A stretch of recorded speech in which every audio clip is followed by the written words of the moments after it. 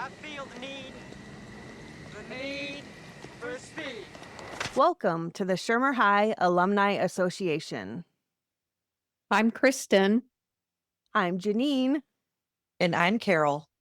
and we rewatch movies from the 80s to determine, did that age well? This week's movie is Top Gun, a movie where military fighter jet training can go really right or really wrong. And we have aviator glasses, sweaty volleyball, and a killer soundtrack. And that's all that matters. Grab your flight jacket and join us as we rewind, rewatch, and remember the decade that shaped us.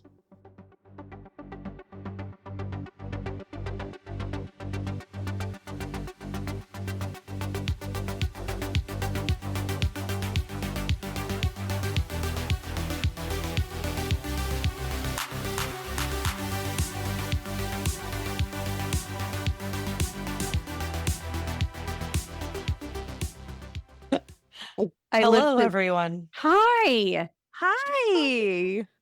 Oh my God, it's so good to see you again. What's happening? Just another Busy day. week. It's been a busy week. And I'm Yeah. excited to come to Cleveland next week. And I'm super, super, super excited that this is our Dun, dun, 1 dun.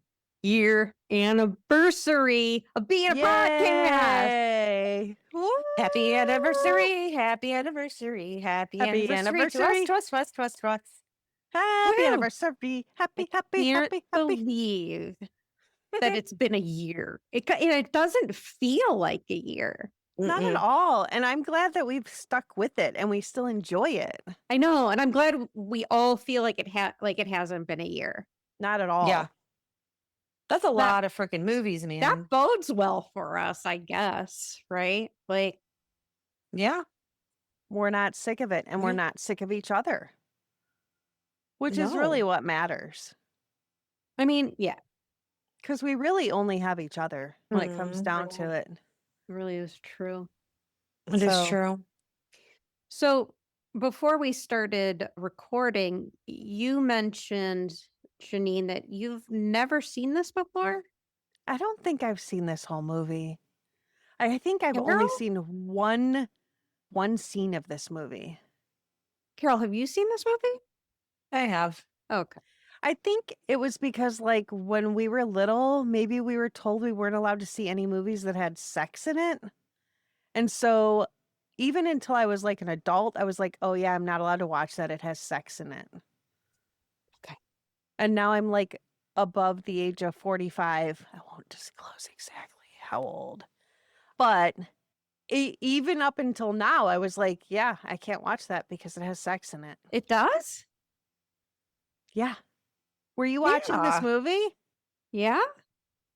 Okay. Oh, yeah. There's quite a passionate scene. Yeah, I guess there is. Or did you just block it out I think from I your just memory? go gross and I just looked at it or something else. That's typically what I do. Yeah. Yes. But Make it stop. Yeah. so all these movies that have sex scenes in it, for some reason, in my lady brain, I've always thought I'm not allowed to watch that movie. What are you But doing? I'm allowed to watch whatever I want. No, Really? What is Carole doing? She's doing some stuff. She's I like was playing. one of those monkeys that picks stuff out of another monkey. That's what Carole's doing to herself right now. Yeah, I Ooh. am. Yes. Oh. I'm multitasking and I need a distraction. Okay. All right. We'll let it go. We'll give you a Yeah. distraction. Top Gun. Yay. Top Gun. All right. So, if you have never seen Top Gun, this is about the Top Gun Naval Fighter Weapons School, which is where the best of the best train to refine their elite flying skills. When hotshot fighter pilot Maverick is sent to the school, his reckless attitude and cocky demeanor put him at odds with the other pilots, especially the cool and collected Iceman. But Maverick isn't only competing to be the top fighter pilot, he is also fighting for the attention of his beautiful flight instructor, Charlotte Blackwood. We have in this movie starring Mr. Thomas Cruise Mapother IV, who was born July 3rd, 1962. He is an American actor and film producer. He was born and raised in Syracuse, New York, and he has 3 sisters. So he's the one boy with 3 sisters. Had to explain Dang. that. Yep. Regarded as a Hollywood icon, he has received various accolades, including an honorary Palme d'Or, an Academy Honorary Award, and 3 Golden Globes, in addition to nominations for 4 competitive Academy Awards. As of 2025, his films have grossed more than $13.3 billion worldwide, placing him among the highest grossing actors of all time. One of Hollywood's most bankable stars, he is consistently one of the world's highest paid actors. Cruise holds the Guinness World Record for the most consecutive $100 million grossing movies, a feat achieved with 11 films released between 2012 and 2025. These films include One Shot, Oblivion, Edge of Tomorrow, multiple Mission Impossibles, The Mummy, and Top Gun Maverick. Cruise is known for performing his own dangerous stunts, such as hanging off an Airbus, holding his breath underwater for 6.5 minutes, and jumping off a cliff on a motorcycle. He is a licensed pilot, and he previously considered becoming a Catholic priest before pursuing acting at age 18. Tom Cruise fun fact is Japan declared October 10th as Tom Cruise Day to honor his love for the country and his record-setting visits there. How do you celebrate Tom Cruise Day? I don't know. Do you dress Hold like on. Tom Cruise? I actually have the website Days of the Year pinned on my computer. Okay. Tom Cruise Day. Maybe up like a You have pilot. Japan's? Shut up. There. Oh, Top Gun Day, May 13th. Ooh. I digress. Wait a minute. When does our episode come out? Probably on, no. May 19th. Ah, but still, That's okay. we're Well, celebrating the multiple anniversary things. of the film is actually May 16th, right? Yeah. Yeah. Close. So I'm not finding Tom Cruise Day on this site, but there is Top Gun Day. And you can celebrate it by listening to the Top Gun soundtrack. Show off with Top Gun quotes. Hey, Goose, you big stud! That's me, honey. Take me to bed or lose me forever. Show me the way home, honey. Host a Top Gun Day party and reenact the best Top Gun movie scenes. Like by having sex with someone and then leaving them a flower on their nightstand with a weird middle school folded up piece of paper. I mean, maybe. They suggest, going out to do karaoke. Or going to an airport and watching the planes land. Yeah. Download some Kenny Loggins and blast Danger Zone out of your car windows as loud as possible. Highway to the danger zone. Gonna take a ride into the danger zone. What? I'm sorry. I totally digressed from wow, that was amazing. No, I don't even know if those are the words. I digressed from Tom Cruise Day, but I found Top Gun Day. So good job. Yeah.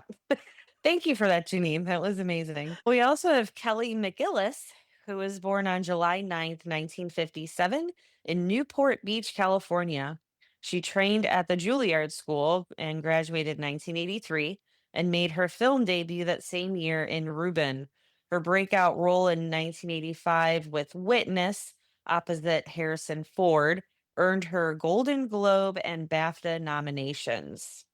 The following year, she starred as flight instructor Charlotte Blackwood, call sign Charlie in Top Gun.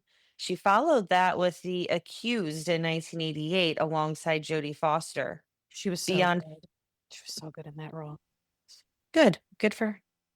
Beyond film, McGillis had an extensive stage career, including a long association with the Shakespeare Theater Company in Washington, D.C. In her later years, she taught acting at the New York Studio for Stage and Screen in Asheville, North Carolina.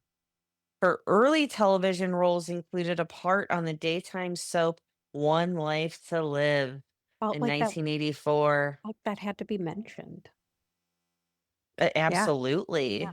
Like And in 2007, she joined the cast of Showtime's The L Word for its fifth season. McGillis also came out as a lesbian in 2009 during an interview. What does it matter if she's a lesbian? it's news. Is it? We report on gay news here. We do. We You heard report it on- here we- first. We talked about John Okay. Polito being married to, if I find out an actor is gay who came out as gay, or I'm going to mention it. Is that just because you're gay? Yeah. Yeah, Should I we think we point need out to. when? Should we point out when people aren't gay? Well, I think it's obvious. I think that's more the norm. See, I see a And lot it of was later being in gay life. It being was a norm as later well. in life coming out. It wasn't like she was a baby when she came out. She came out later in life, which is very brave. for Yeah, older You women. can't talk when you're a baby. No. You don't have the skill set yet. Yeah, so it's possible she just Wow. couldn't say it. Maybe. Okay, so we have Anthony Edwards, who was born on July 19th, 1962 in Santa Barbara, California. And he studied theater at the University of Southern California and received a scholarship to the Royal Academy of Dramatic Arts in England. His early film roles include Fast Times at Ridgemont High and Revenge of the Nerds. But it was his role as Goose in Top Gun that brought him widespread recognition. He went on to star as Dr. Mark Green in the first 8 seasons of ER, a role he held from 1994 to 2002, which earned him a Golden Globe, 6 Screen Actors Guild Awards, and 4 Emmy nominations. He made his Broadway debut in 2018 in a revival of Children of a Lesser God. Anthony Edward fun facts is that he married Mare Winningham in 2021. It's his second What? wife. I think he's her like 5th husband. But Sheesh. she is Wendy from St. Elmo's Fire. He's a treasure. Yes, He absolutely. And then we have Val Kilmer, and he was born on New Year's Eve, 1959, in Los Angeles, California. He became the youngest person admitted to Juilliard's drama division at the time and made his Broadway debut in 1983 in The Slab Boys. His film career began with the comedies Top Secret in 1984 and Real Genius in 1985, before he was cast as Lieutenant Tom Iceman Kazansky in this week's movie. He went on to a wide-ranging career that included Willow, The Doors, Tombstone, Batman Forever, and Heat. He reprised his role as Iceman in Top Gun Maverick in 2022. In 2015, he was diagnosed with throat cancer, an experience he documented in his 2020 memoir and the 2021 documentary Val. He passed away on April 1st, 2025, at the age of 65. Fun fact, Roger Ebert remarked, "Is there an award for the most unsung leading man of his generation? Kilmer should get it." Yeah. And we also have Meg Ryan, Tom Skerritt, and Tim Robbins in some minor roles. It's true. As we mentioned before, this movie was released on May 16th, 1986. So we're right here in its birthday week. Happy birthday, Top Gun. birthday, Top Gun. At its release, it was rated PG. This was 86. It was rated PG. So that sexy scene couldn't have been that sexy. Listen, It it was didn't, sexy. it didn't show parts. Thank God. I feel like fire. Right. Fire. I was don't- a bit more I don't want to risque. see Tom Cruise's parts. I know. No. No. The budget on this was between 13 and 15 million. Listen, we always say that the helicopters cost a lot of money. What Yeah. about all those fighter jets? I have to assume that most of the shots we're getting are B-roll of the actual military, because we do know that the United States Navy did partake in the making of this movie. Hmm? There is a fun fact. I don't know if it's in here or not. Originally, Charlie was like a captain, but because her and Tom Cruise have the sexy time, the Navy nixed it and said she can't be. You can't mix You those can't, roles. yeah, you can't. So they made her a contractor so they could have that relationship. So they were involved. So I think that's why the budget's as low as it is, because otherwise it's Oof. And- Surprised how low this was. honestly, anyone can drive down to where Miramar or San Diego and just watch those jets all day long. It's constant. Love it. It's constant down there. Do you go down there a lot? No, I would. You love planes. I do love planes. When I Okay. started rewatching this movie, I was watching the movie, I was doing dishes, and I started swirling, and I was thinking about when Kristin and I went to go look at Falls Point for the first time. And we just stood out in the street watching the planes, and we're like, this is perfect. Perfect. So I was hearing all the planes. I'm like, yep, we stood there and watched planes. So good. I still do it every single day, even if it's just a boring Southwest plane. So this movie performed fairly well. Box yeah. office was $357 million, Holy which shiitake. is so crazy. It opened in the US and Canada in over 1,000 theaters, which was a week prior to Memorial Day weekend, which you don't see a lot of. I don't think there are a lot of huge May releases, but it worked. That it did. 357 million, that's for damn sure. The advanced demand for home media was such that the film became the best-selling VHS in the industry's history on pre-orders alone, with over 1.9 million units ordered before its launch on March 11th, 1987. It Wow. eventually sold a record of 2.9 million units, and the VHS cost at the time was $26.95, which would equal about $80 today. Jeez. That's nuts. I know. Wow. Yeah. I don't remember ever pre-order. I don't ever remember pre-ordering movies, but I bet we did. I do. Do you? I do. I remember pre-ordering Disney movies with a particular aunt that we had. Oh, really? Yeah. Stares psychotically into the lens. I don't remember that. So I was there all the time. Yeah. I don't know. Maybe that memory will come to me one day, but I don't remember doing that right now. Yeah, I Yeah. remember Disney movies were big on pre-orders. I could see that. Definitely. Yeah. Yeah. So filming began in Oceanside, California on June 26th, 1985, and later moved to Miramar to begin shooting scenes on the aircraft. Most of the sequences of the aircraft maneuvering over land were shot at Naval Air Station Fallon in Nevada using ground-mounted cameras. And the San Diego restaurant and bar, Kansas City Barbecue, served as a filming location for two scenes shot in July of 1985. The first scene features Goose and Maverick singing Great Balls of Fire while seated at the piano.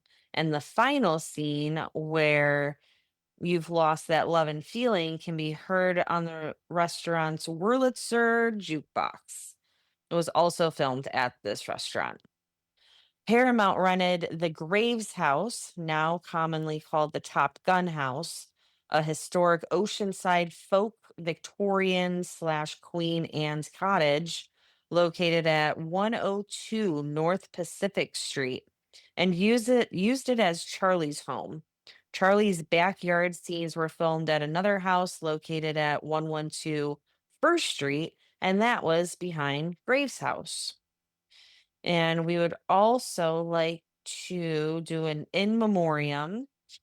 The renowned aerobatic pilot Art Shaw was hired to do in flight camera work for the film.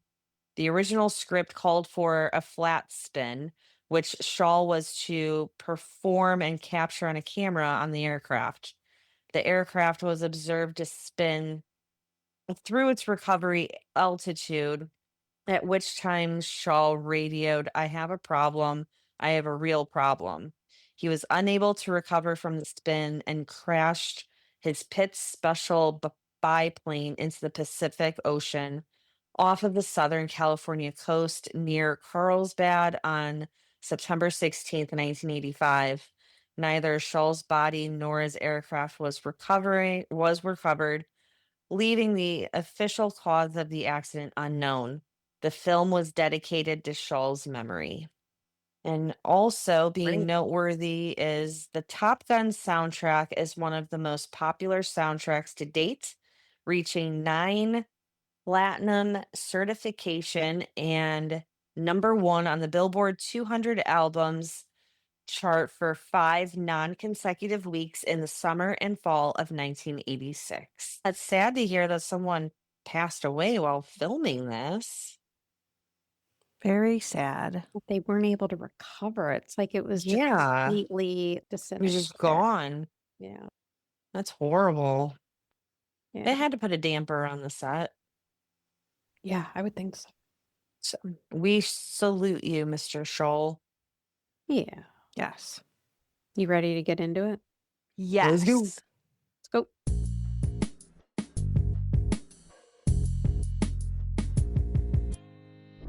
This movie starts with a message that reads, "On March 3rd, 1969, the United States Navy established an elite school for the top 1% of its pilots. Its purpose was to teach the lost art of aerial combat and to ensure that the handful of men who graduated were the best fighter pilots in the world. They succeeded. Today, the Navy calls it Fighter Weapons School. The Flyers call it Top Gun." Now Danger Zone is playing and we see fighter jets landing and taking off from an aircraft carrier, and there's lots of hand signals going on from the deck crew. In a simulation, there is an unknown aircraft that's inbound. Cougar, Merlin, and Maverick and Goose are up in the air. Maverick and Goose are sent to check it out. The simulation enemy is 250 miles out. Maverick ends up getting missile lock on him, but now he's got missile lock on the enemy. They're not allowed to fire unless they are fired upon. Since they can't shoot this simulated enemy, they're going to have a little fun with him. So Maverick decides to fly over him and essentially turn the plane upside down so that, the cockpit part of his plane is up against the other plane. And he gives the other guy the finger, and Goose takes a Polaroid picture of the pilot of that plane. Cougar, who's in that other plane with Merlin, he kind of bugs out a little bit. I'm sorry, Cougar is the pilot. Cougar bugs out a little bit and they head back to the landing strip because they're running low on gas. Cougar freaks out and Maverick decides that I'm not going to land. I'm going to go after Cougar and I'm going to help him. And he's like really freaking out. He's sweaty and he's squinting his eyes, but they all end up managing to land safely. Cougar then meets up with Stinger and he basically tells Stinger, "Now I can't focus anymore. I've got a wife and a kid at home. They're constantly on my mind. I feel like I've lost my edge." And he ends up turning in his wings and he apologizes before walking away from his squadron. Now Maverick and Goose are getting chewed out for being ignorant and ignoring orders and failing to land when they were instructed to.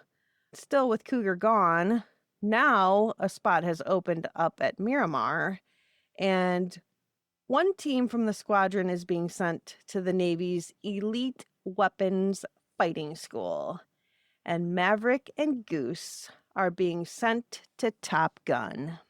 Now we're in Miramar, California, Fighter Town, USA, where the newest class of Top Gun pilots arrive. Val Kilmer is there. Maverick and Goose are there. So the pilots are now introduced to Commander Mike Metcalf. He is also known as Viper. He's one of the finest fighter pilots in the Navy, and he's also their lead instructor at Top Gun.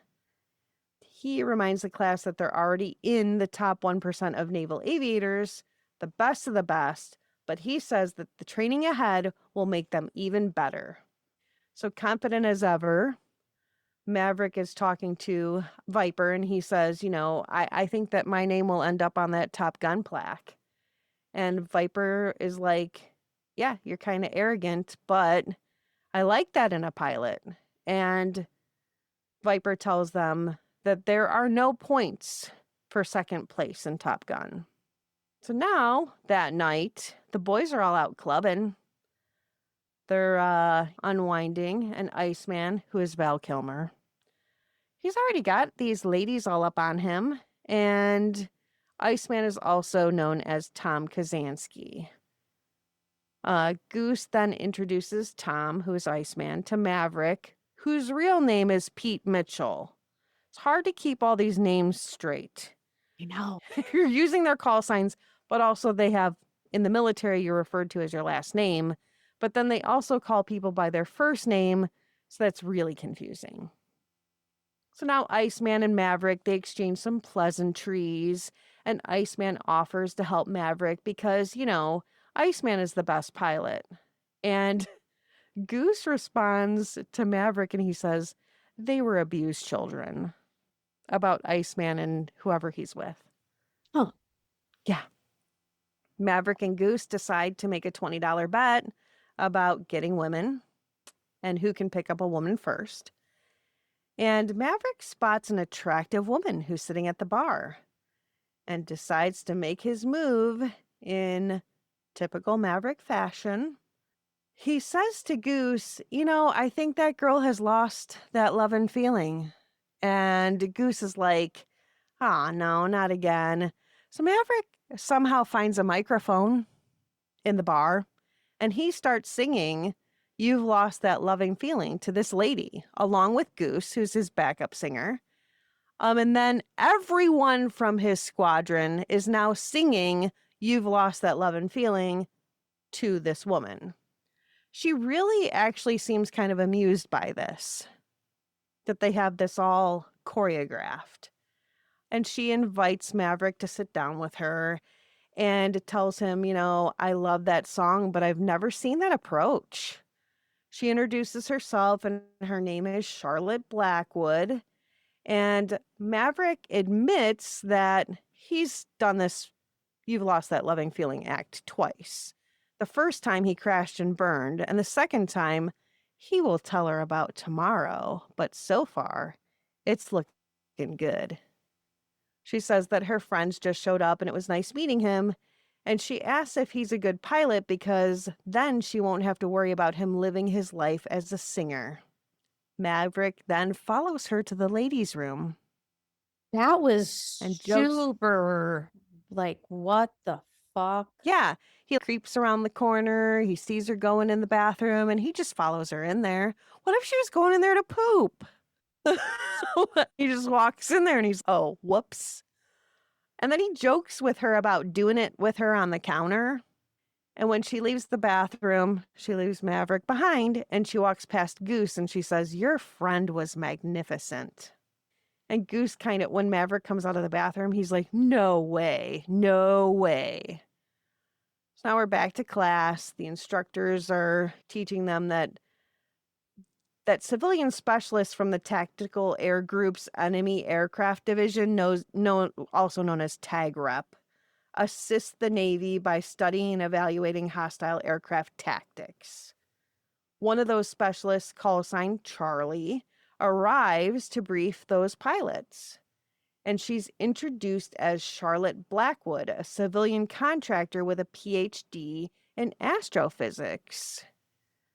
Maverick quickly realizes that Charlie is the same woman that he met at the bar the night before. Now, during like a series of training exercises, the pilots, they start practicing some dogfighting drills.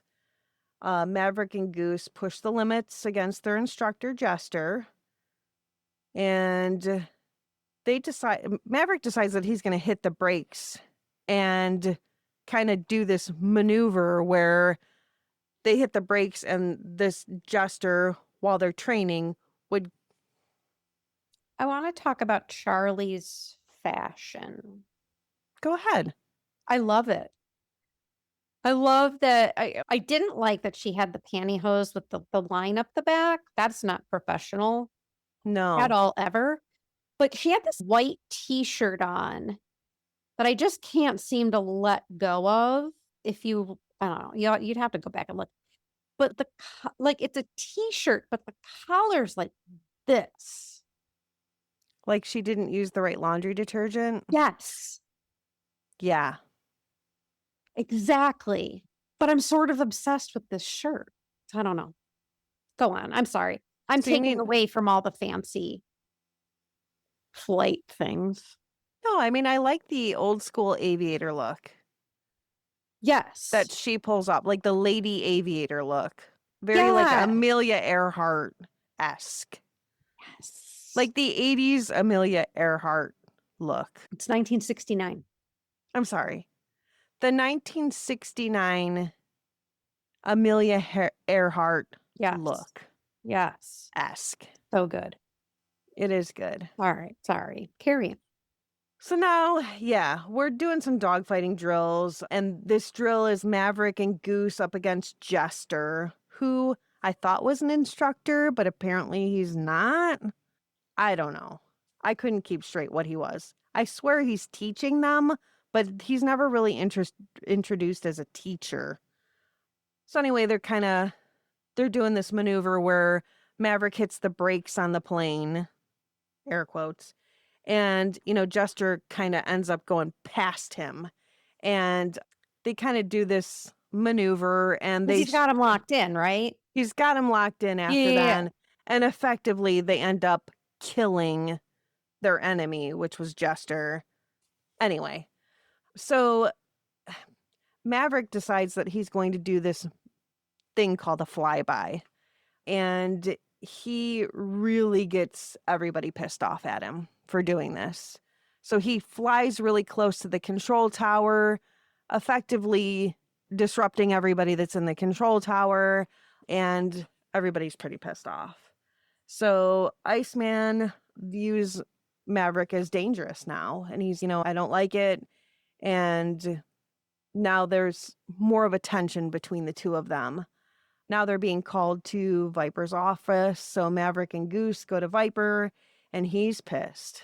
And that was an unauthorized flyby, and this behavior is totally unacceptable. I'm warning you that you need to follow these rules, and if you don't do that, you'll just be removed from the program. Yeah. We don't need you to be here. Yeah, we don't Oh. fuck around. But it shows his So- ego. It's really showcasing the ego there. Yeah. Yeah. Yeah, because Maverick thinks he's the shit. He can do whatever he wants, and it's not going to happen. They're not going to let him get away with this. No.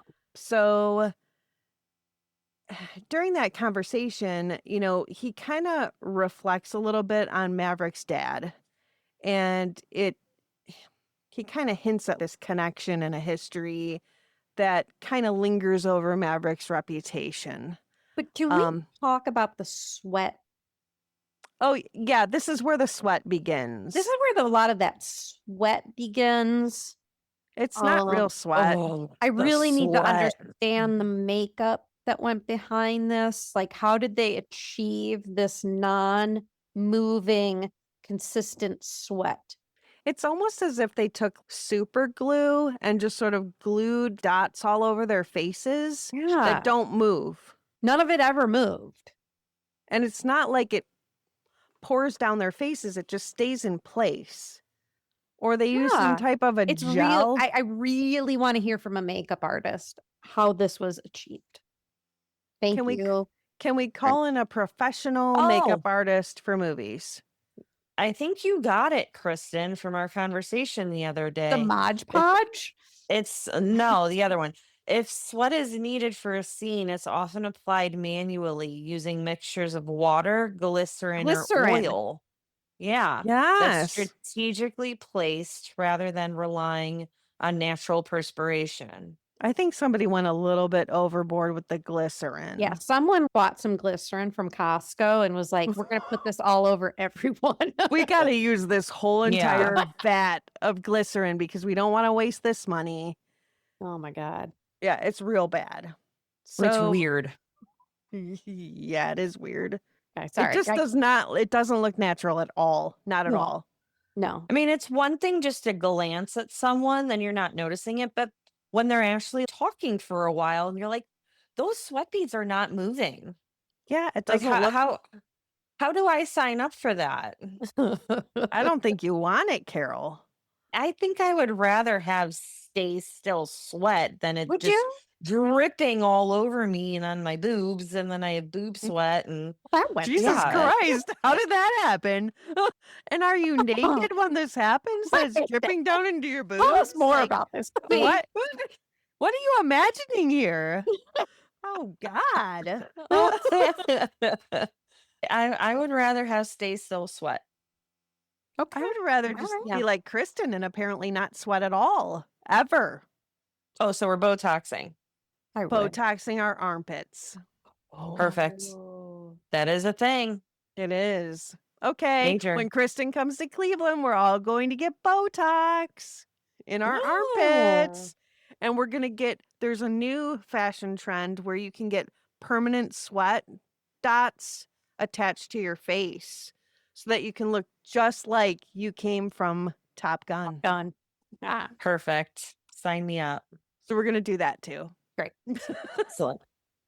So now we see Goose and Maverick, and Goose kind of pulls Maverick aside, and he's, you got to stop fucking around.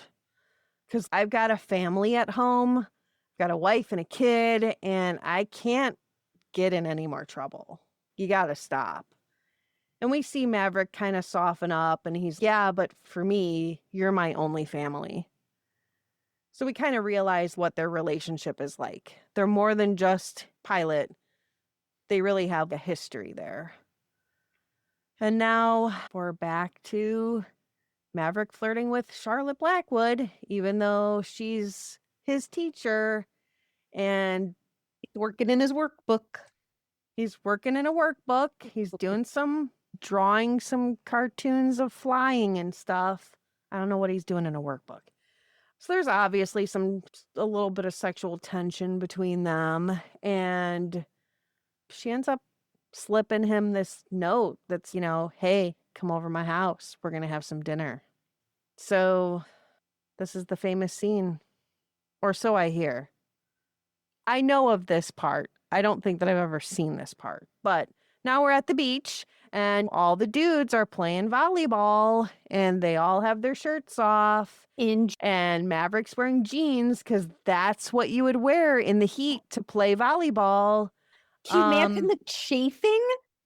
Can you imagine when you have to take them off and you're covered in sweat and sand? It's like the issue, the episode of Friends when Ross has the leather pants and then he puts the powder and like.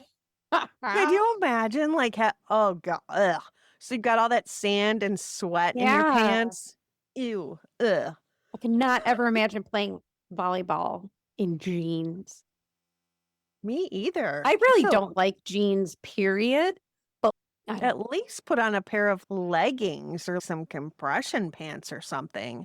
I'm sure that really had compression pants in 1969 that weren't used by NASA. Or put on some shorts. I don't know. Maybe that was a thing. I don't know. Anyway, they're playing some serious. Who's Iceman's wingman? That's what's his nuts. I don't know. That dude. And he does that pose. He poses himself. He's he very arrogant. I don't know what his name is. Iceman and Wolfman? No.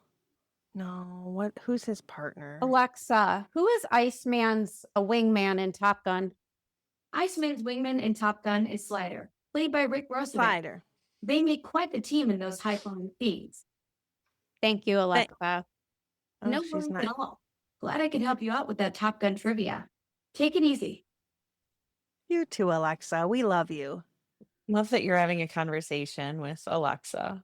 I always do. She's the best. You should see I use Claude AI. You should see the conversations we have all day. Oh, Claude. We need to get you some real friends. I have 2 meal dates tomorrow, so Oh, I love that. My only friend is my dog. Oh, bullshit. It's not bullshit. It's not bullshit. Yes, it is. Anyway, back to business. Yeah, so Maverick, he's just playing volleyball in some jeans, and Goose and the rest of the team, they end up really pushing through, and Maverick's team ends up winning. And Maverick kind of walks away, and Goose is like, "One more game, man. Come on, we can play one more game." And Maverick realizes, no, I got to go because, I've got to go to dinner, but he doesn't want to tell his friends that because this is a secret. So we see Maverick get on his motorcycle, and now we hear "Take My Breath Away." And it kind of sets this tone that, something romantic's about to happen. So he comes up and he knocks on her door and he's like, "Hey, I'm about to take a quick shower." First of all, you don't even barely know this lady. You see her at school or whatever. But would you ever walk into your teacher's house, even if you're attracted to her, and be like, "Yeah, I'm about to take a shower in your shower"? You've never been to her house before. Anyway, that's weird to me. So she's more interested in his recent Meg encounter, and she kind of wants to talk about that. And so you see this sort of tension that's building between them as they're talking. Then they start talking about Maverick's parents and what happened to them. You can actually see that Charlotte has a bird in the background, which I was like, "Oh, she's got a bird. That's so awesome." And she's kind of just sitting there on this patio furniture, just staring at him real awkwardly. It's kind of uncomfortable. So, you kind of see them having this connection. And Charlotte, kind of says, "If this goes any further, this is going to be really complicated." And Maverick, who's kind of like, "Yeah, I mean, you're right." He kind of decides that he's got to go. He's got to get back to base and he's got to take a shower. And he's like, "Hey, I thank you. I really enjoyed being here." And then we just see him kind of leave on his motorbike. So the next scene, Charlotte and Maverick end up meeting up in an elevator, and he's sweaty again. Just covered in this fake sweat again. And it doesn't go away, and he's got a towel around his neck too, which really would be like the sweat would fall from your face onto this towel. And you wiped your face with the towel. Yeah, wiped his face, but he still has the sweat. Makes no sense. So now we kind of see Charlotte in a little bit different, more casual look. She's got the baseball cap on. And She's got the basic black hat.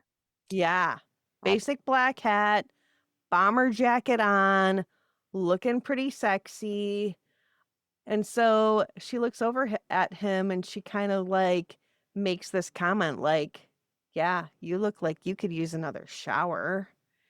And you kind of see this now they've built this sexual tension between them.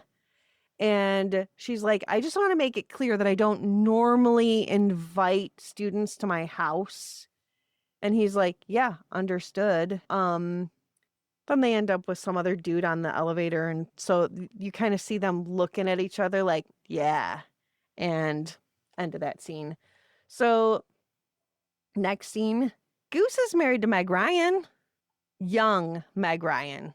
Baby Meg Ryan. Tiny baby Meg Ryan. And Itty bitty apparently, baby. Apparently her name is Carole Bradshaw, which made me wonder if she was related to Carrie Bradshaw. Totally. So now we kind of realize that, Goose has this whole life outside of flight school. I mean, he's got a kid, he's got a wife, he's got stuff going on, whereas Maverick doesn't have that same sort of stuff going on outside of school. And, now training is still continuing. Charlotte's still teaching them. She's kind of pushing this. I don't remember exactly how she embarrasses him in front of the class, but she makes a comment about that he made some sort of a mistake. And then all the other guys who are in this class snicker at him like, she called you out in front of everybody. And he got pissed. And he walks out of class super frustrated, and he just sort of storms out, and he goes to get on his motorcycle, and he's revving the engine, and I don't know if she says Maverick, and he just takes off on this motorcycle. And she gets into her little tiny baby MG. I think it's an MG. Yeah. This cute little black MG. And she just barrels out of there, running stop signs, almost causing major accidents to go after him. And she finally catches up to him. He's clearly angry. And they kind of have this confrontation. And she finally is, hey, I've actually fallen for you. And then they kiss. And then they end up going back to her place. And they have some sex. And there's sort of this uncomfortably long sex scene that most people, at least most women our age, are like, ugh. And you ignore that scene. And then he leaves her a note on her bedside table that's folded up like when we used to make those little football things out of paper and fold them up. So he leaves her this folded up note and a flower. Oh, like to predict the future. Yeah. Oh, yeah. And then you unfold it. And then it makes a shape. And that's what this note was. Like he was a middle schooler. And Kind of adorable. sure. And now their relationship, I guess, is a little more complicated. Now the boys are back out. They're doing some stuff. Are you okay? I'm glad I was muted. Kristin's disgusted. So yeah, they're out doing another training exercise, and Maverick and Goose they're pushing their limits again because they feel the need for speed, man, as anyone would if they're in a fighter jet. So they're doing lots of fancy plane moves. They're going after Viper, and Viper is pretty impressed with like his skills, Maverick's skills, and the exercise actually turns them, and they get locked up and shot down. During this exercise, they end up losing this battle. And they kind of joke around about it. And is it Goose who says the Defense Department regrets to inform you that your sons are dead because they're stupid? Yes, he does. And they get back, and they're kind of like in the locker room, and I don't remember who walks past them, but he's like, that was some of the best flying I've ever seen up until you got killed. You never ever leave your wingman. So during this flight exercise, Maverick actually left his wingman behind, because he decided he wanted to go do some fancy moves. And you can't do that. You don't leave your wingman behind. All the guys are in a locker room, and they're just kind of walking around in towels, which, that was awkward scene. Like, why isn't anybody dressed? You actually see the one guy take his towel off, and he's just in his tighty whities. And Val Kilmer, Iceman, he actually tries to school Maverick a little bit, and he's criticizing him about how reckless he is, and he's kind of telling him like, if you keep this up, somebody's going to end up getting killed. So we now see Maverick, he's lying in bed alone, and he pulls out like this old picture out of his wallet, and it's a picture of him and his dad, and he's kind of like lost in thought. Yep, my dad was a pilot. I'm a pilot. So now, next scene, we see Goose in, some sort of a bar with his wife and Charlotte.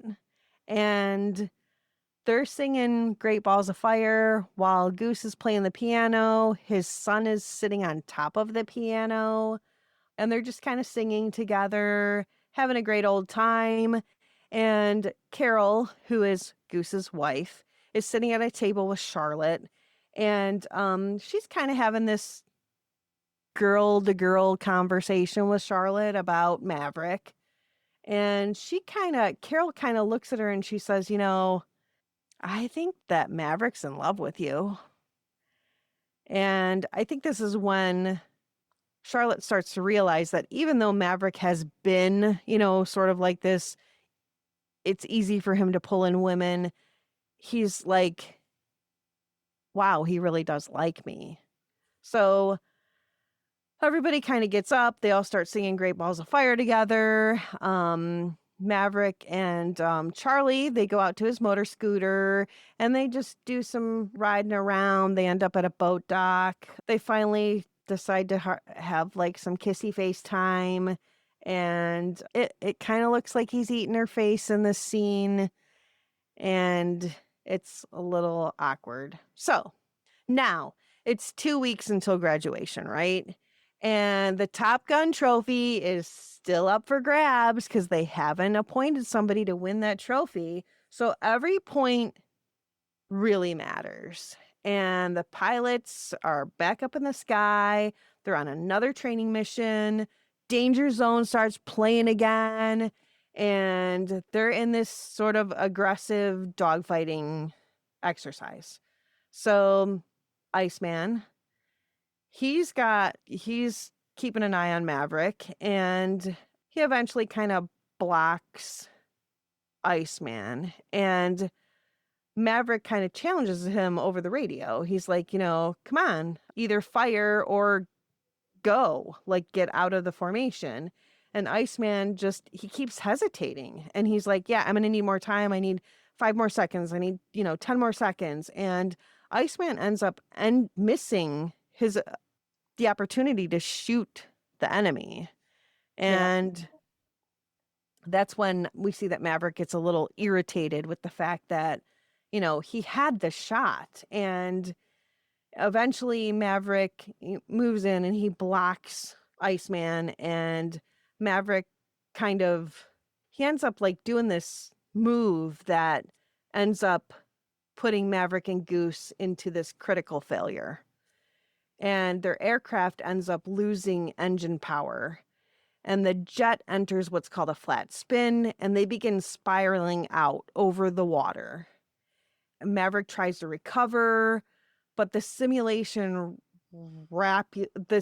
actually, like, it just keeps getting worse and worse. And an explosion kind of follows. It forces them to eject from their plane.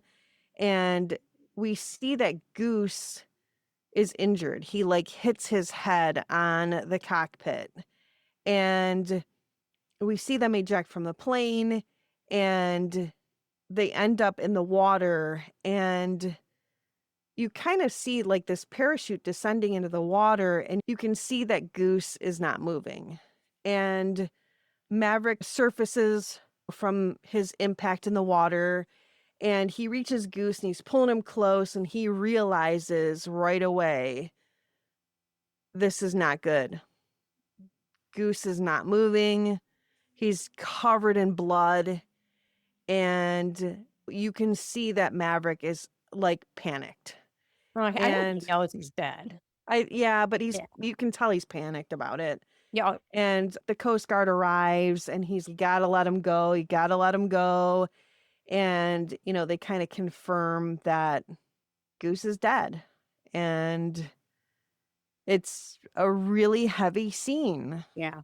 So now Maverick is with Charlie again, and he kind of tells her, I feel responsible for what happened. I don't really know what went wrong, but I feel like I did something wrong. And I think that this might have been my fault. You can tell that Maverick's really got a lot of guilt and he's really like feeling heavy about what happened.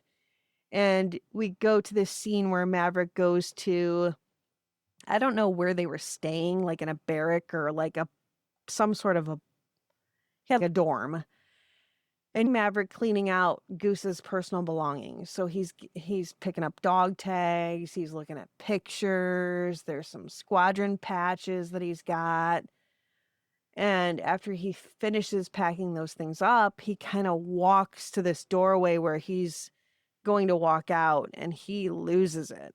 This is it. This is the end. He's gone. And he walks into this room where he delivers this box of personal items to Carole, Goose's wife, Meg Ryan. And he's really overcome with this emotion. And she actually tells him, God, he loved flying with you, Maverick. And they hug and they share this grief-filled scene. And you can really see Tom Cruise's unibrow pretty well in this scene. Yeah, it's But she unfortunate. tells him he would have wanted you to fly. Yeah, she does say he would have wanted you to continue doing what you're doing. So keep pushing forward. Now we see Maverick appearing before the review board, and he has to answer for the crash and Goose's death. And after examining the incident, they conclude that Mitchell is not responsible, and they determined there was nothing that he could have done to prevent what occurred.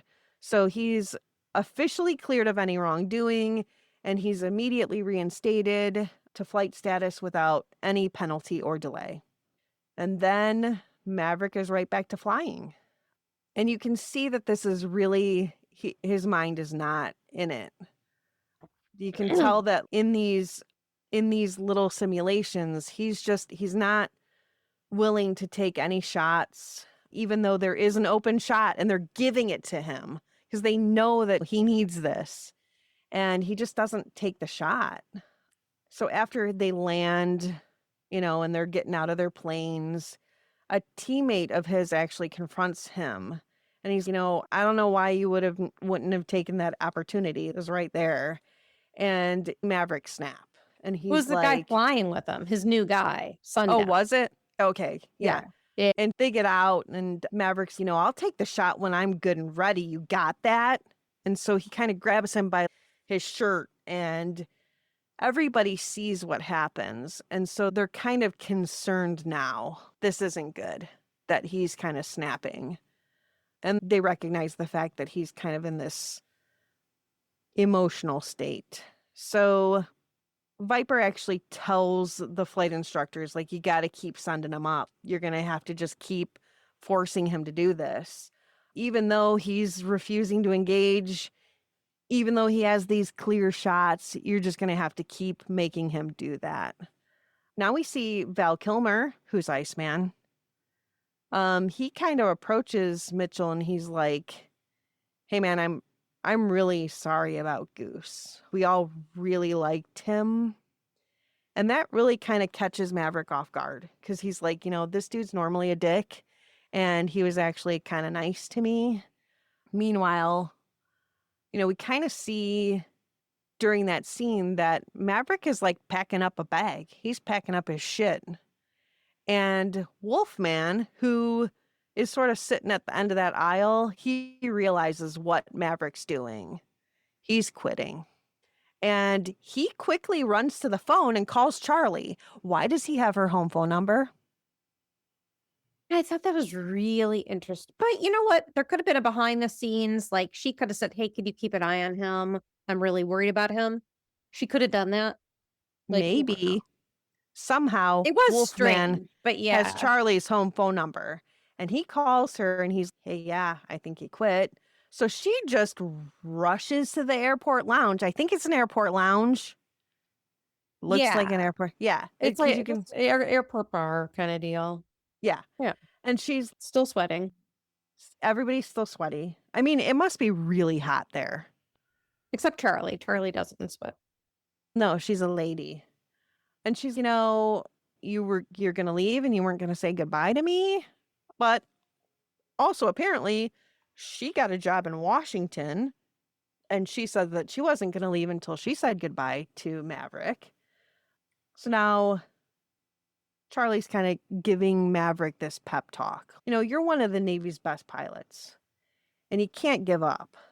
And she tries to kind of give him this like emotional burst so that he's like, hey, yeah, you're right. But you can see that it kind of like shuts him down a little bit. And he's like, I don't really want help. It's too late. And she kind of pushes back and she's like, well, you didn't learn a damn thing except to quit. You've got that maneuver down. And she kind of stands up and she's like, so long, Pete Mitchell. And she just walks away. So she kind of like gave up on him in that scene. Now we see Maverick, who shows up at Viper's house, and, his wife lets him in, and she kind of looks at him like, oh, yeah, this guy, this poor kid that lost his friend. And we see that Viper has a little kid, and Maverick's looking at the pictures on the wall. He's got a shitload of pictures on the walls of like, the planes and all these different, I don't know, it's kind of weird.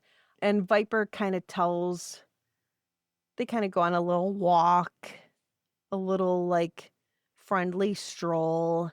And Viper's telling him about, hey, I actually flew with your dad and I was there when he died. And I'm going to tell you some classified information and that I know like the circumstances surrounding your dad's death.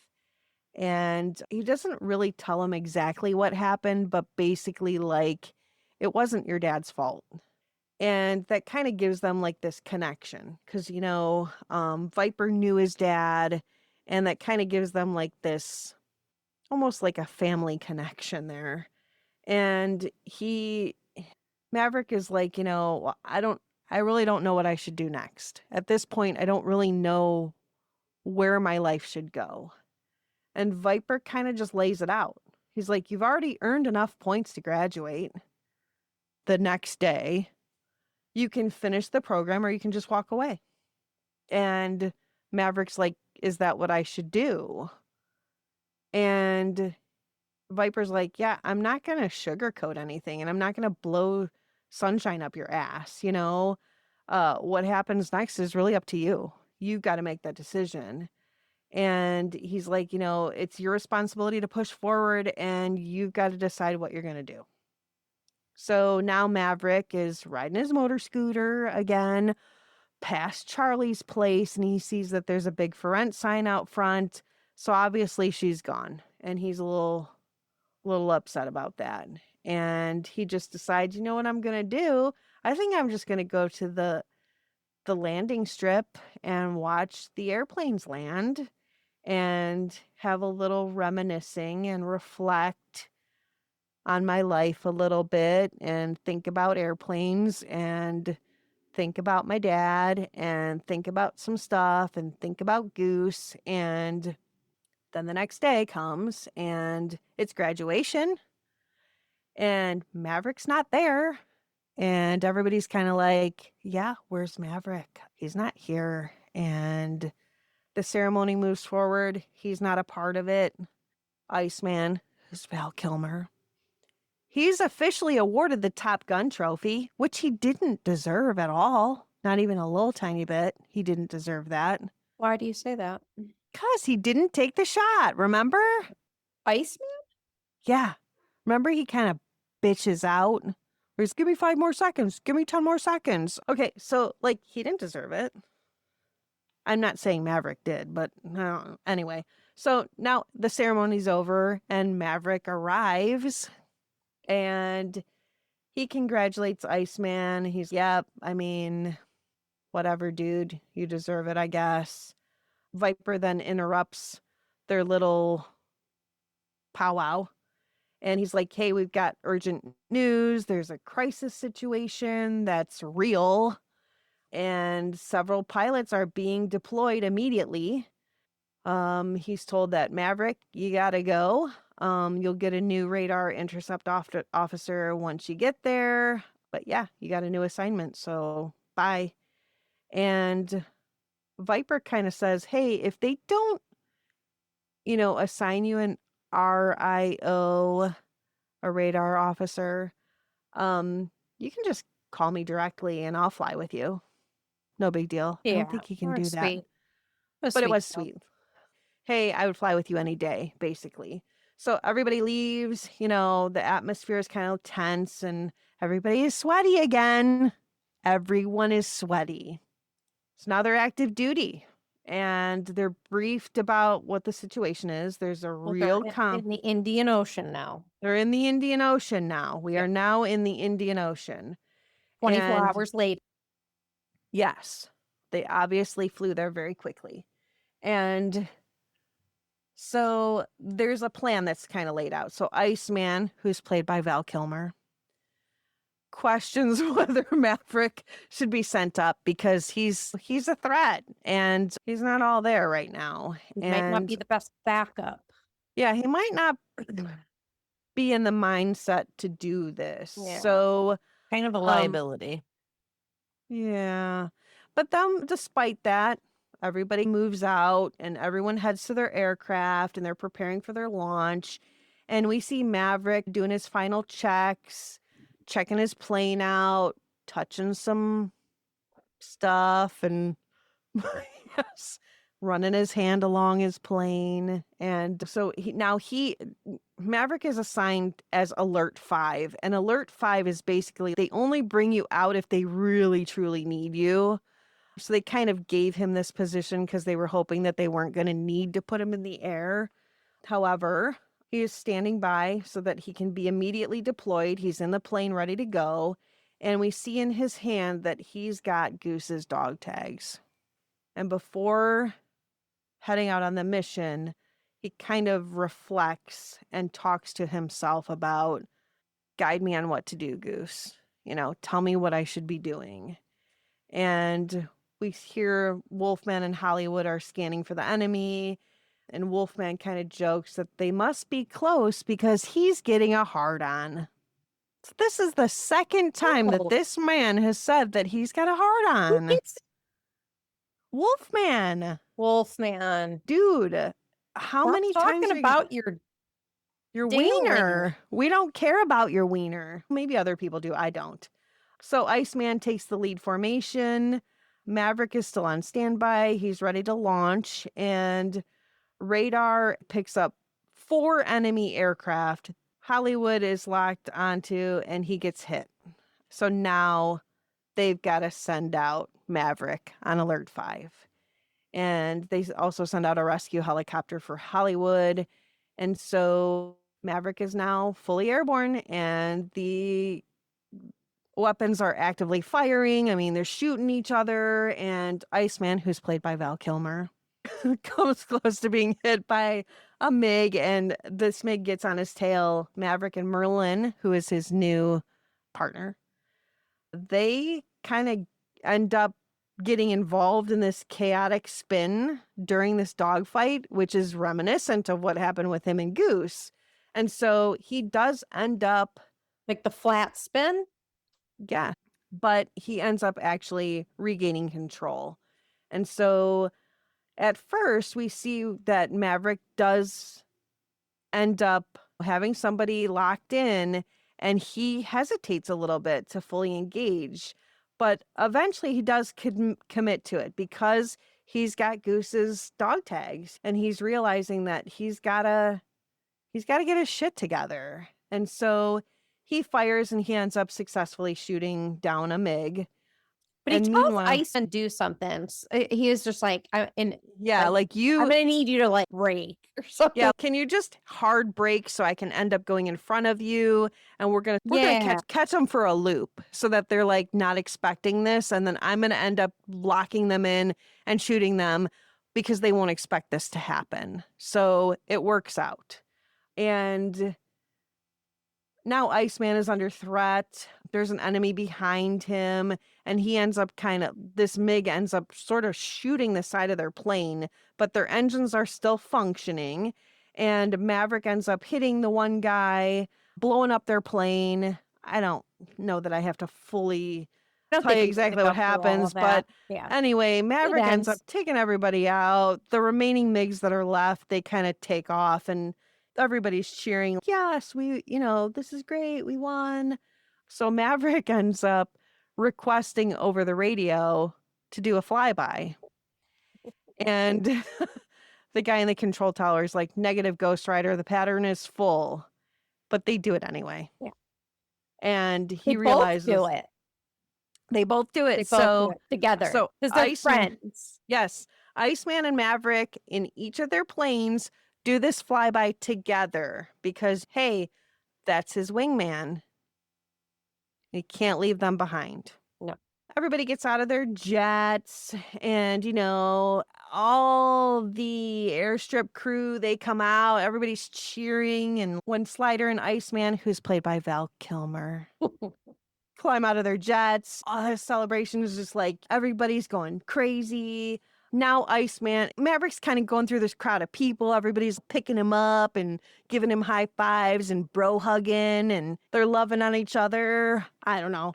And Iceman and Maverick end up together. And he's, Iceman says to Maverick, "You're still dangerous, but you can be my wingman anytime."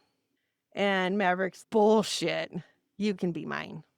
Mhm. So the tension kind of breaks there, and we realize that now they're actually friends. Yeah. Which is great because they do need each other. And they end up having a genuine bro hug, not a fake one. And the rest of the squadron is kind of cheering. Yay, you did a good job. Now we see a scene where Maverick's got Goose's dog tags and he chucks them into the ocean. And as he watches them kind of fly away, he kind of has this smile on his face, remembering his good buddy.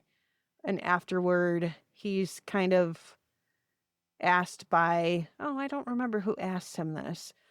Tom, what's his name? Viper is, hey, now that you've done this, you've got your choice of any assignment that you want in the Navy. I mean, really, the world is your oyster. You can do whatever you want here. And he's, yeah, I think I want to stay at Top Gun and I want to be an instructor. And they're like, yeah, smart move. And he's, yes, that's an awesome choice. Congratulations. And now we see Maverick in a bar and he's just sitting there drinking a beer by himself. And all of a sudden, I think he's reading as well. Isn't he? Sure, he's reading a Scene magazine. And he all of a sudden hears on the Wurlitzer, "You've lost that loving feeling." And he looks around and he's kind I of know that confused. song. Yeah, I know that song. That's my song. Why would somebody be playing that? That's weird. He gets up and he kind of walks into the other, like through a doorway into another room. And he's like Like staring the at a original wall. Richland, if you were on the bar Yeah. side and then you went over to the Yeah, you pool go through the doorway side. into the other part of the bar. Yeah. And he is sort of staring at the wall. And Charlotte Blackwood comes around the corner and she's, "Hello, Pete Mitchell."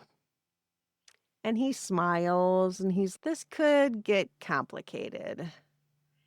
And Why is it then, now complicated? what? Why is it now complicated? He's making a joke. Oh, okay. I get He's it. making a joke about earlier when she says, this could be, because now he's an instructor. yes. So this could get complicated. Oh. And then he kind of reuses his original pickup line with her about how the first time he sang that song, it crashed and burned. But this time it actually lands a little differently because he says that this time, the second time that he's used this, now it would be the third time, it's looking pretty good for him. So we see that, they now have a relationship, they have a connection, and they end up embracing, signaling that now they're together, and the end of the movie.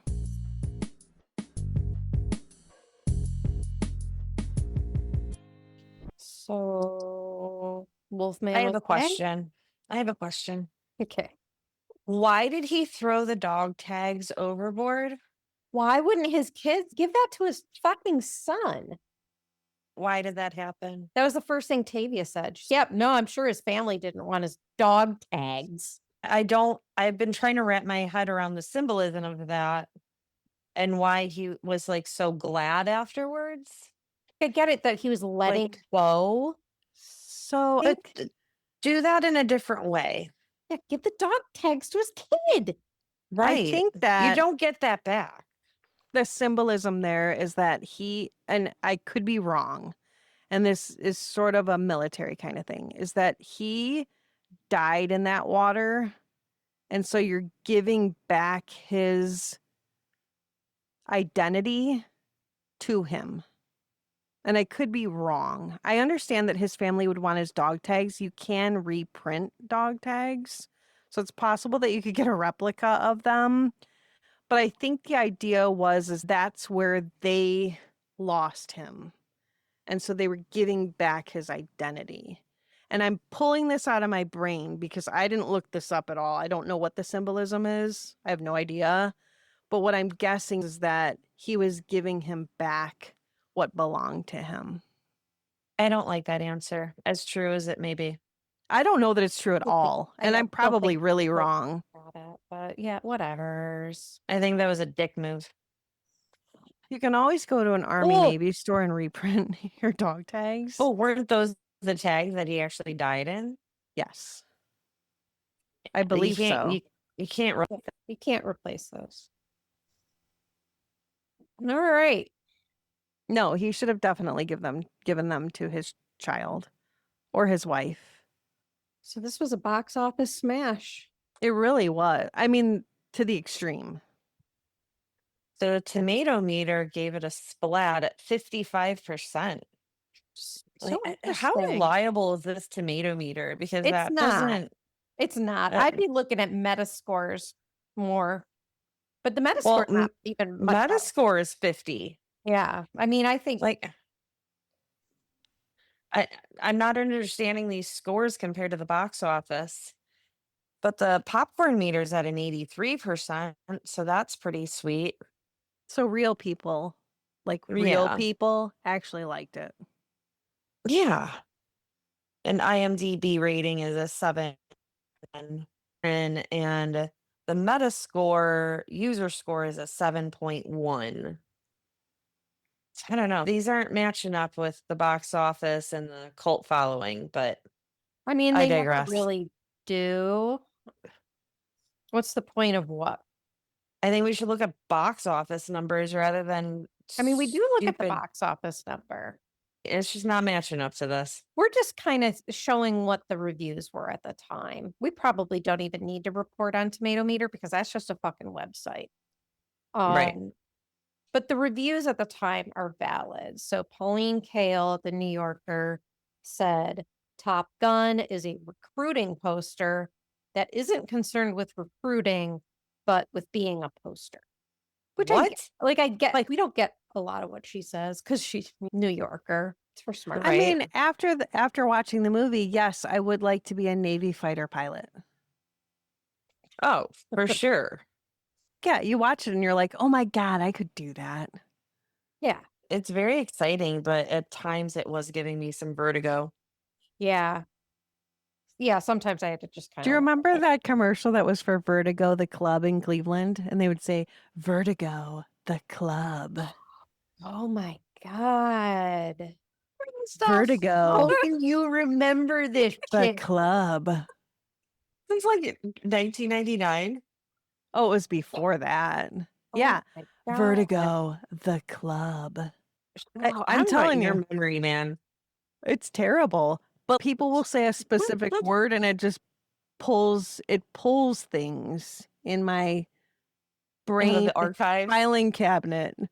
I don't know. You said the word vertigo and I was like, Vertigo, the club. Oh, I love it. I'm sorry. Paul Atanasio at the Washington Post. He did not like it. The movie, in short, hits its emotional marks. but it does so with such insistence that it feels less like real life than an object lesson in the architecture of the blockbuster. What? It's a movie. It wasn't a documentary. Right. It's supposed to be extreme in both, whatever. Mr. Siskel at the Tribune, he gave it 3 out of 4 stars. He said the aerial sequences in Top Gun are as thrilling while remaining coherent as any ever put on film. All right. Roger Ebert gave it 2.5 out of 4. The dog fights are absolutely the best since Clint Eastwood's electrifying aerial scenes in Firefox. But look out for the scenes where the people talk to one another. He has a point. What? He has a point. It's all about flashy flying and aerial dogfights, stuff like that. But also there are scenes in this movie where there's acting. Oh, yeah. He makes it. Yes, I have seen this movie before. It wasn't in my brain as something that was very memorable, but I kind of questioned that. So I thought back when Maverick came out, I should watch it again and see what the hype's about. And I didn't. And now I did again. And I was bored. I, I, it wasn't anything riveting to me. The storyline was okay. It wasn't all that enthralling to me. Yeah, I think I'm going to go against public opinion here and question why this was so insurmountable. I feel it has aged well, and I give it a not really cringe. There was nothing cringy in there for me with this movie. I don't think I'll watch it again. I'm No. kind of interested in what the Maverick one is, just to maybe make sense of it, maybe a couple of things, but yeah, it was okay. Before I give mine, want to talk about how we watched this movie. I have a Paramount Plus subscription, so I was able to watch it on Paramount Plus. How did you guys watch it? I also watched it on Paramount Plus. Okay. I also have a Paramount Plus subscription and watched it on Paramount Plus. Okay. Excellent. So you can watch it on there, or Pluto TV has it for free, and The Usual Suspects have it for about $3.99. Word. Well, I'm going to give this movie a not really. It's not really. I think it's aged well. It hasn't not aged well. I don't know how to say that. It's fine. This is a boy movie. It's a boy movie. That's what I would consider this. It's got a bunch of fun flight scenes. It's testosterone, sweat, all that, right? I don't think there are enough or any scenes that really stand out to me as this is horrible and people shouldn't watch this. There's some little things, but nothing that I would be like, do not watch this movie, like Adventures in Babysitting. Am I going to watch it again on a Saturday? Maybe, only probably because remember, would you keep it on in the background? That's the only criteria. It's not, would you watch it again fully? It's not ours. Would you keep it on or would you change the channel? I would keep it on for the soundtrack alone. So that's my answer. Way to the Danger Zone. Yes. Or I could just have you record the soundtrack and then I'll just play that. I don't Right. think you really want to hear my version. Again, I feel like you could go on the road. And people will laugh at me. I think you could be a great comedy show. I guess. Okay. I'm going to say it's not really cringe also. I will say that I've read through some other critical responses to this movie. And I know from seeing this online that this movie has a homoerotic undertone to it. And I think that the fact that it's turned into that, makes it cringy in a way. Oh, I was going to say even better. No, but that they turned it into that. It wasn't intended that way. To be like gay soft porn. Yeah. Like men without shirts, men in towels, men who are fake sweaty. It I don't think it was intended that way, but you No. know, okay. One guy's this makes me hard, and the other guy's Okay, so that's the other part that's a little tiny bit cringy is that why are we talking about bone? why are we talking about getting excited you're- about your boner? You're in school with a bunch of dudes. There's only one lady teacher who is not really a teacher. She's just a civilian who becomes it. I don't know. That's weird. But then you're just talking about your boner. I don't know. That's weird. Anyway, with that being said, I don't believe that I was allowed to watch this movie. And so, again, I'd never allowed myself to watch the movie because I wasn't allowed to, even though my mom did recently give me permission to watch whatever movies I want. So I would say that I don't think I would watch it again. I just don't see a need to because now I know the story. But I will say that there are some cute scenes. You know, it does tug at your heartstrings and also like make you excited because you're like, ooh, what's going to happen? Ooh, there's a love aspect to it. Ooh, this is, you know, cool. And then, oh, Goose died. And it gives you all these, it does give you all the feels and emotions and, you know, and then at the end he ends up with the girl and, you know, so I get that it is a storyline that keeps you engaged. So with that being said, I don't really think that I would rewatch it, but it was a good movie. And also it has a killer soundtrack. Awesome. Thanks for flying with us on today's episode all about Top Gun. We survived the danger zone, debated Maverick's questionable life choices, and somehow resisted high-fiving each other in slow motion. Thanks for joining us at the Shermer High Alumni. Thanks for joining us at the Shermer High Alumni Association. If you had as much fun as we did, hit follow, leave a review, and share this episode with your fellow 80s movie lovers. Until next time, be kind and don't forget to rewind. Over and out. Bye. Bye! Bye.